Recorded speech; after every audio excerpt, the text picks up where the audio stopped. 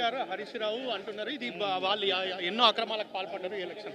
మరి అలా టీఆర్ఎస్ ఎన్నికల్లో 2 టర్మ్ 15 నెలల్లో 10 బై ఎలక్షన్లో వాళ్ళు గెలిచిండ్రు.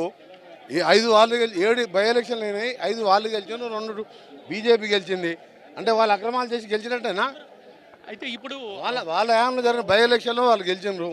అక్రమాలు అధికార పార్టీకి ఓటు గెలిపిస్తే మా బస్తీలు బాగుపడతాయి, మాకు ఇల్లు కట్టిస్తారు.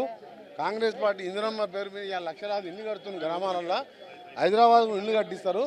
హైదరాబాద్లో పేదవాళ్ళకు సంబంధించిన భూములు కబ్జాలు పెట్టి ధరణి పేరు మీద ఆక్రమించుకున్న సందర్భంలో ఇవాళ ప్రభుత్వ ఆస్తులను 1000 కోట్ల ఆస్తులను హైడ్రా కాపాడుతుంది. ఆ విధంగా ఈరోజు మన ప్రజాపాలన వచ్చిందని చెప్పి మాకు ఓటేసింది తప్ప 51% ఓట్లు అంటే మామూలు విషయం కాదు.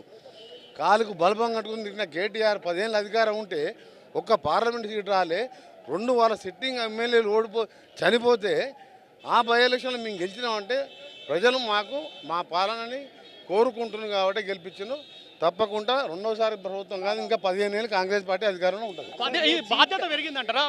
తప్పకుండా మాకు బాధ్యత పెరిగింది. మేము ఇచ్చిన హామీలన్నీ జూబ్లీ హిల్సే కాదు, రాష్ట్ర వ్యాప్తంగా ఆర్థిక పరిస్థితి మెరుగుపరుచుకుంటూ ఇన్కమ్ పెంచుకుంటూ వచ్చే 3 ఏళ్ళలో అద్భుత పాలన అందిస్తామని ప్రజలందరూ కూడా తెలియజేస్తున్నాం. ఇది మొత్తానికి అయితే ఖచ్చితంగా మేము అద్భుత పాలన అందిస్తాం, బాధ్యత పెరిగిందని చెప్పేసి కోమటిరెడ్డి చెప్తున్నారు. ఇది పరిస్థితి. Vote studio.